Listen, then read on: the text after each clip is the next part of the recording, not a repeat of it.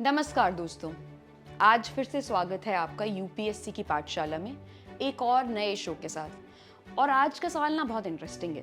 पिछले कुछ महीनों से जब भी कैंडिडेट से मिलती हूँ तो एक ही सवाल पूछते हैं, मैम एआई को कैसे यूज़ कर सकते हैं अपनी तैयारी में?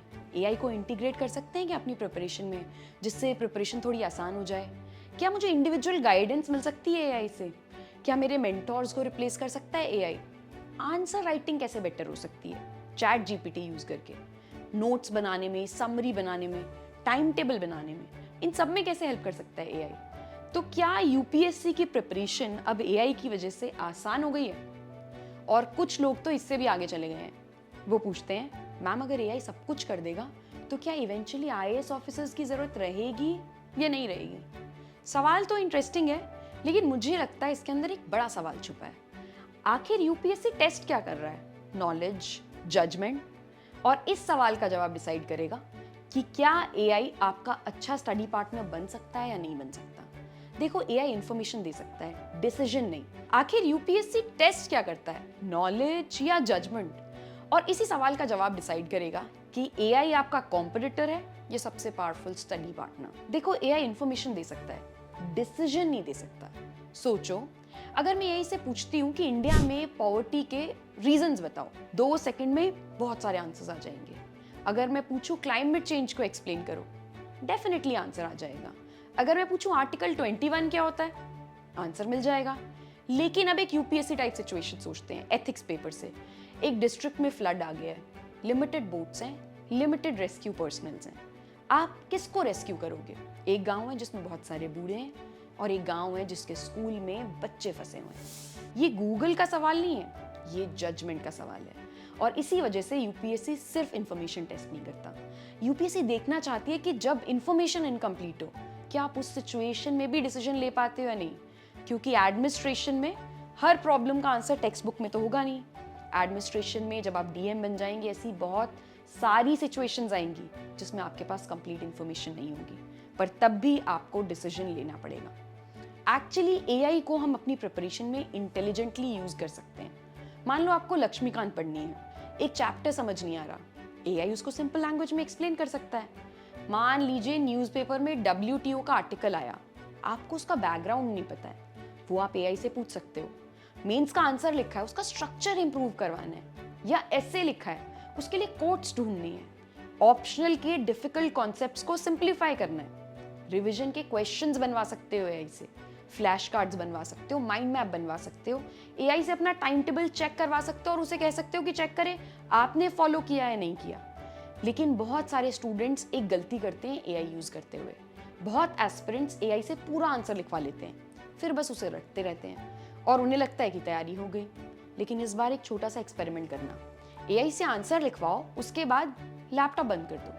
अब वही आंसर खुद रिकॉल करने की कोशिश करो, तब पता चलेगा कि आपने कितना समझा और कितना बस पढ़ा।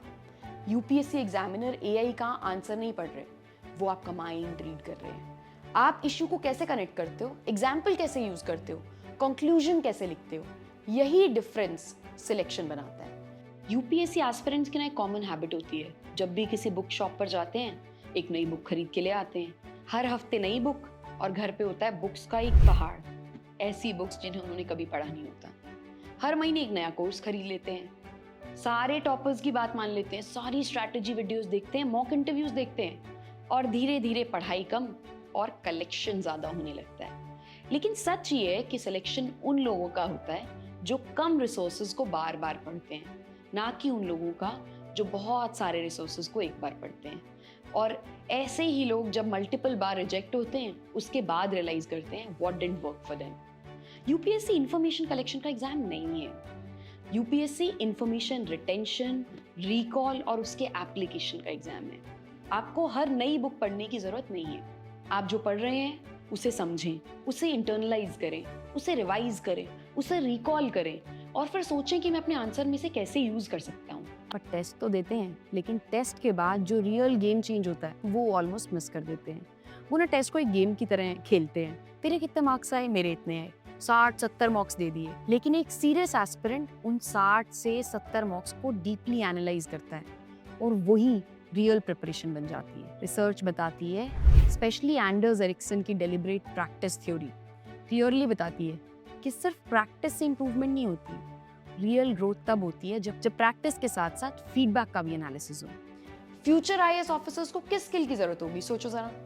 सच कहूं तो एआई के बाद आईएएस की इंपॉर्टेंस कम नहीं होगी, शायद और बढ़ जाएगी, क्योंकि इंफॉर्मेशन तो सबके पास है, डिफरेंस जजमेंट का है, और ये जजमेंट ही डिटरमाइन करती है कि आप क्या क्वालिटी ऑफ डिसीजंस लेते हैं। एम्पैथी, लीडरशिप, ये स्किल्स एआई के पास नहीं है। अगर किसी डिस्ट्रिक्ट में कम्युनल टेंशन है, एआई डेटा देख सकती है, लेकिन लोगों का ट्रस्ट बिल्ड करना ये बस ऑफिसर कर सकता है।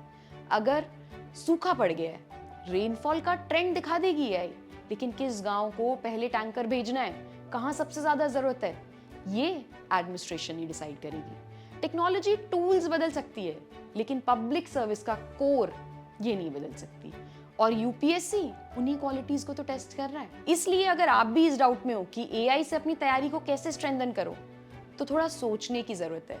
यूपीएससी की प्रिपरेशन एआई से और आसान हो सकती है, यूपीएससी की प्रिपरेशन एआई से और एफिशिएंट हो सकती है। यहाँ तक कि यूपीएससी खुद एग्जाम की प्रोसेस को और एफिशिएंट बनाने के लिए और फेयर बनाने के लिए एआई का यूज कर रहा है। यूपीएससी ने एआई को इंटीग्रेट किया है, भले ही वो फेस मैचिंग मैकेनिज्म हो, भले ही वो मेंस के आंसर्स से रिलेटेड इवैल्यूएशन हो, यूपीएससी खुद एआई का इस्तेमाल कर रहा है। तो आप भी कर सकते हो एआई का इस्तेमाल अपनी प्रिपरेशन को इजी करने के लिए। बस याद रखना, अपनी सेंस ऑफ जजमेंट बिल्ड करना मत भूलना।